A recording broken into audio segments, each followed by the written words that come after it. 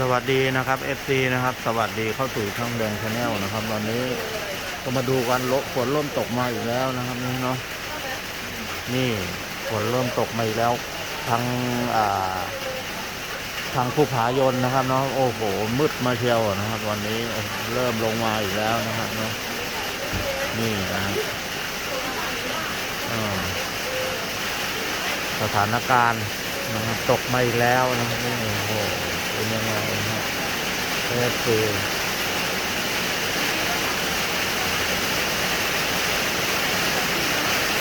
ดูบรรยากาศทั่วไปนะครับโอ้โห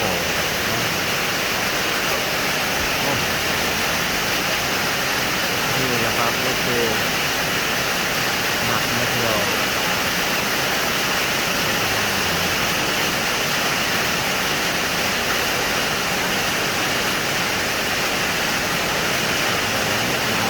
หนาลงมาเรื่อยๆแล้วตอนนี้เนาะนี่นะครับเอฟซี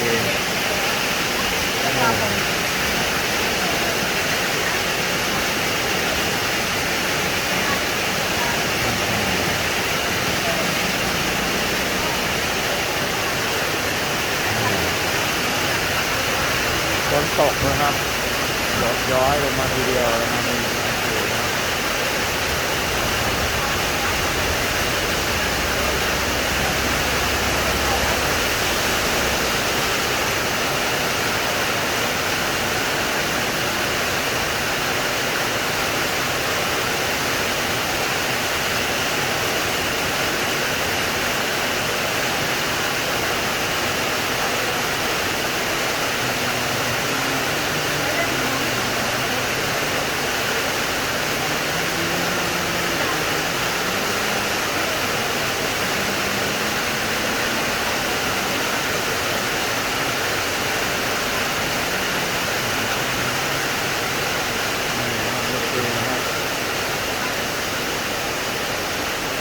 ไม่ต้องถามนะครับเนาะโอ้โห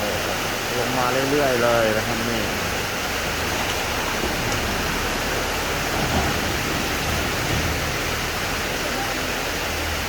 โอ้เตี้ยตากฝนมาแล้วเตี้ยเอ้ยนอนดูเนี่ยดูเตี้ยโอ้โหดูเตี้ยเปียกมาล็อกมาแลกเลยเตี้ยมาเข้ามาโอ้โหเตี้ยว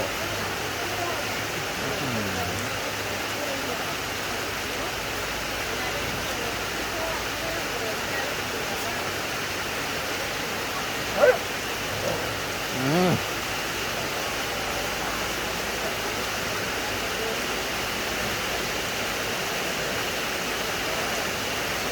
นี่คือบรรยากาศนะครับทางด้านภูผายนนะครับตกมาจากทางโน้นนะอืม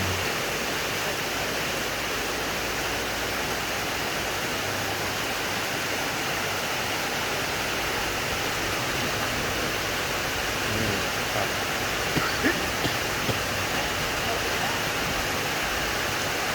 บรรยากาศวันนี้นะครับเปียกชุ่มชื้นทั้งวันวันนี้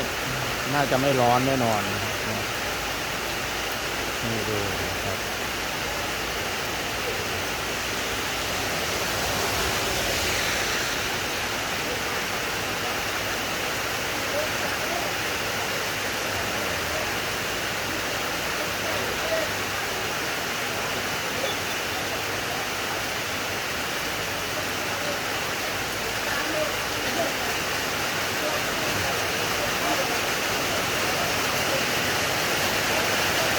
ก็ตกแรงมาเรื่อยๆนะครับนี่ก็คือครับ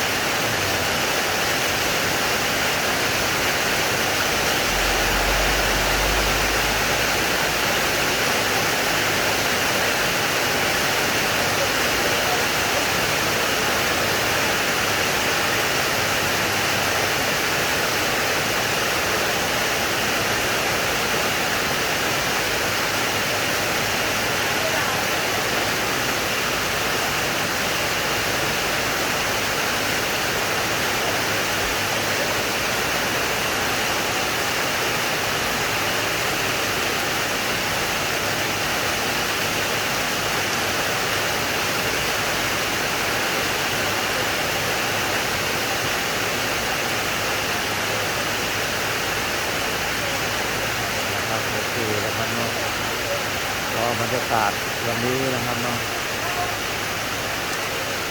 น่าจะตกทั้งวันแหละเนาะดูลักษณะแล้วชุ่มชื้นนะครับชุ่มชื้นแน่นอนนะ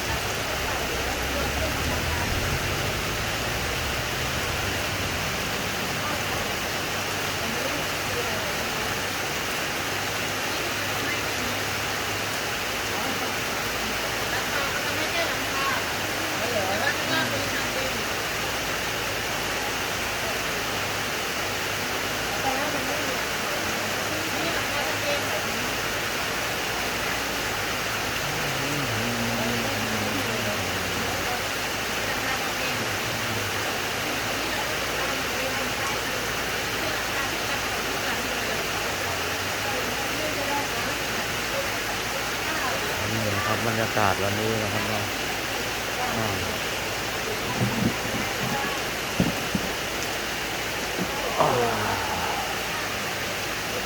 ก็ดูบรรยากาศฝนตกนะครับเนาะ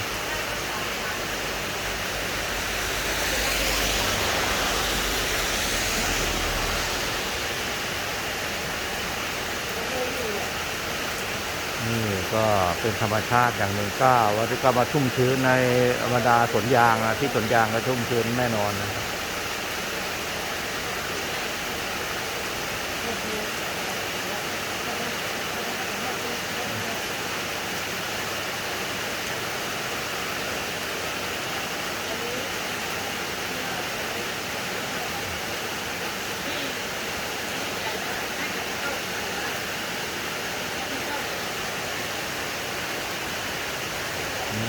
โอเค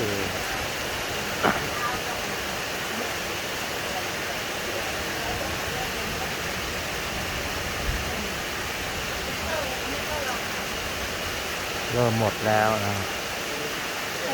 นี่นะครับ